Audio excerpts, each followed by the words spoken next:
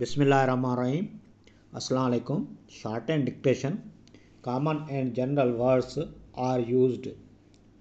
You are requested to practice regularly for enhancement of your speed, and like and subscribe the channel for better shorthand dictations videos. Thanks. Start. The success of the endeavors of poor countries to reduce poverty depends on the extent to which they are able to invest more on the development of their physical and human resources. Full stop. Such investments depends on the extent of the country's savings. Full stop.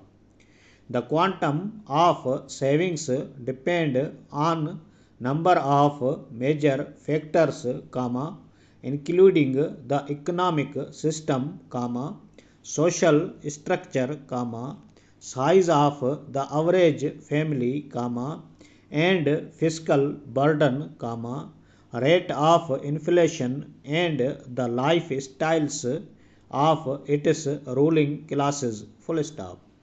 Officials as well as economists in the Pakistan expect of the people to save 20% of their gross domestic product. Full stop. And they admonish the people for having 5 to 6% domestic saving rates. Full stop. But a better economic image of the country to the world, official figures now talk of only the national savings rate, which includes the official revenues. Full stop.